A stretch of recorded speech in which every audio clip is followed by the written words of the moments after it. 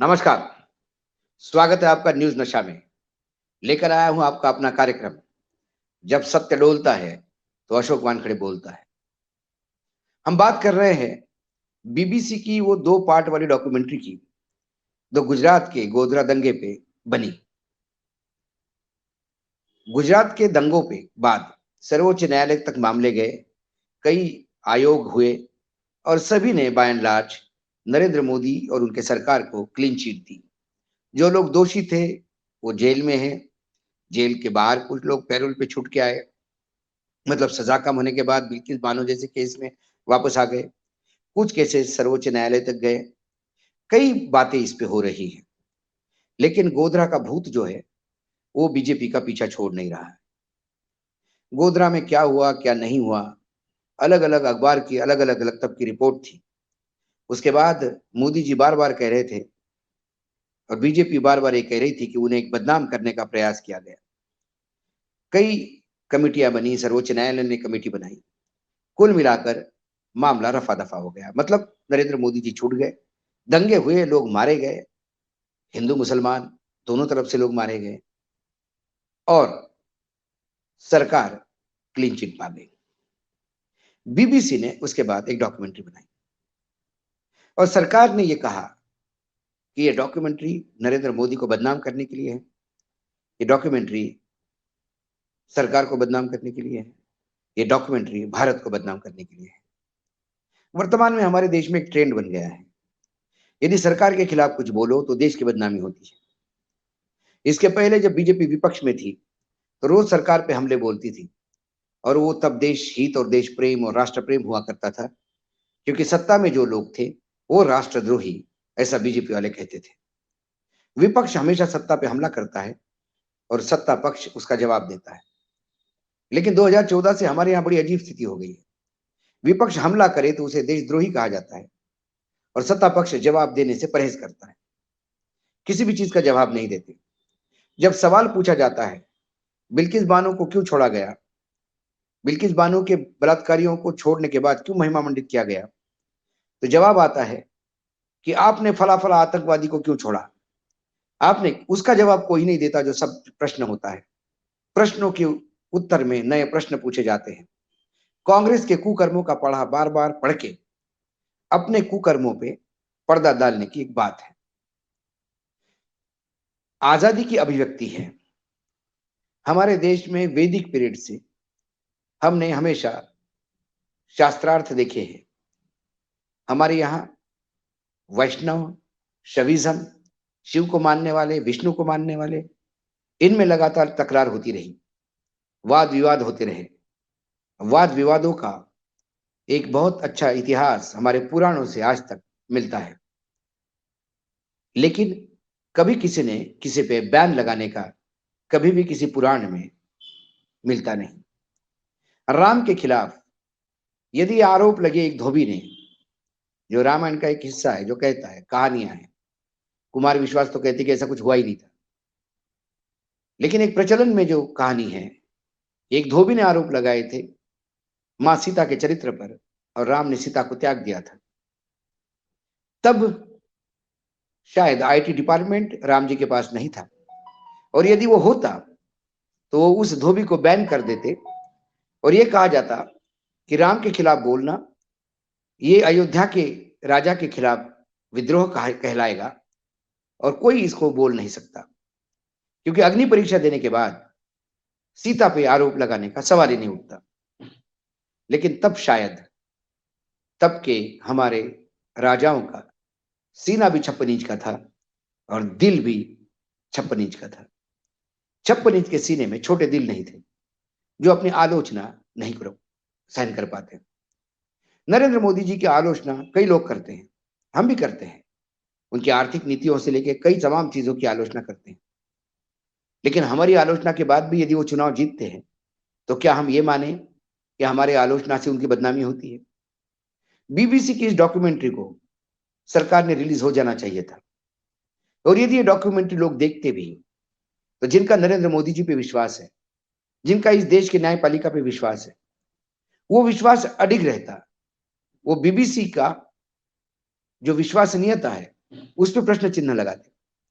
लेकिन आज बीबीसी की इस डॉक्यूमेंट्री को बैन करके सरकार ने अपने ऊपर प्रश्न चिन्ह लगवाया है कि सरकार इस बदनामी से डरती क्यों है। और किसी ने भी बदनामी की तो नरेंद्र मोदी जो 145 करोड़ लोगों के प्रधानमंत्री है, एक उपमहाद्वीप को रिप्रेजेंट करते हैं, G20 के चेयरमैन है, विश्व गुरु भारत को बनाने जा रहे हैं, जैसा कि उनका सरकार का बीजेपी का दावा है कि विश्व का हर बड़ा नेता उनको आदर से देखता है। इतने बड़े इंसान के खिलाफ यदि बीबीसी कुछ बोल दे तो क्या वाकई उसकी बदनामी होगी? क्या भारतवर्ष के लोग इतने मूर्ख हैं, उनकी अकल ही नहीं है, दिमाग से खोखले हैं कि बीबीसी कुछ कहेगा और उस पर विश्वास रखेगा? विपक्ष ने बीबीसी पे विश्वास रखा। जब बीबीसी पे ये खबर आई कि बोफोर्स में रिश्वत दी गई, तब विपक्ष ने पूरे सरकार को घेरा। बीबीसी के इस वक्तव्य पे देश के रक्षा मंत्री तत्कालीन वीपी सिंह ने पद से राजीनामा देते हुए बीबीसी के उस वक्तव्य को गीता कहते हुए और एक पत्थर की लकीर कहते हुए पूरे देश में राजीव गांधी सरकार के खिलाफ एक आंदोलन खड़ा किया और राजीव गांधी को सत्ता से हाथ धोना पड़ा।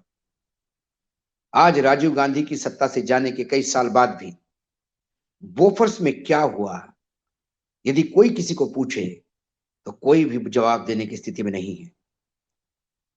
कई सरकारें आई गई, अटल जी की सरकार 2 बार आई, नरेंद्र मोदी जी की सरकार 2 बार है, लेकिन बोफोर्स में वाकई क्या हुआ ये कोई नहीं बता पा रहा है। लेकिन बीबीसी ने कहा, इसलिए देश ने माना, विपक्ष ने माना। आज वही विपक्ष जो सत्ता पक्ष में है वो बीबीसी को कैसा गलत कह रहा है, ये सवाल एक आम आदमी के जहन में आता है। यदि उस डॉक्यूमेंट्री में जरा भी सच्चाई नहीं है तो वो झूठ का पुलिंदा कितना भी इस देश में घूमे, इस देश में लोग इतने तो समझ में आता है सही क्या है गलत क्या है। और लोगों ने यदि उस बीबीसी के डॉक्यूमेंट्री के बाद भी बीबीसी को धुतकार दिया तो सरकार ने जो पाप किया ही नहीं, नरेंद्र मोदी जी ने जो गलती की ही नहीं। यदि कोई कहता है कि मेरे पास गलती का प्रूफ है तो 10 बार लेके आए, फिर डर किस बात का? सवाल ये उठता है। हमारे यहाँ एक नया आईटी कानून आया और आईटी कानून के तहत जो आईटी कानून में जो नए प्रावधान आए हैं कि अब न्यूज गलत है या सही है, झूठ है या सच है, यह तय पीआईबी करेगा। पीआईबी गवर्नमेंट ऑफ इंडिया का एक अंग है। वो कतई सरकार के खिलाफ किसी भी न्यूज को, किसी भी खबर को सही नहीं कहेगा। ये जब नोटिफिकेशन आया उसी समय इंडियन एक्सप्रेस ने 3 अपने खबरों का हवाला दिया जिसको पीआईबी ने फेक खबर, झूठी खबर बोली थी और बाद में वो सच निकली और पीआईबी भी पीछे आ गई। तो पीआईबी कोई न्यायपालिका नहीं है जो दोनों को अवसर दे के पूछेगी। पीआईबी तो जो सरकार के खिलाफ होगी उसे झूठ कहेगी और जो सरकार के फेवर में होगी उसे ये सच्चाई कहेगी, क्योंकि पीआईबी ये सरकार का प्रचार तंत्र है, का एक हिस्सा है। ऐसे में उस पीआईबी के पास सरकार ने असीमित अधिकार देकर सत्य को ग्रहण लगाने का काम किया।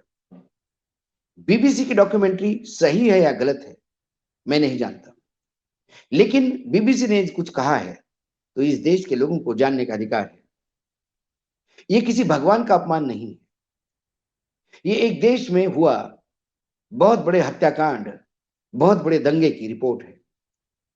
आज भी इमरजेंसी के ऊपर यदि कोई एक फिल्म आ रही है और वो फिल्म फ्री डॉक्यूमेंट करती है तो इमरजेंसी में तो इंदिरा गांधी को तो जनता जनार्दन ने एक क्लीन चिट दी थी।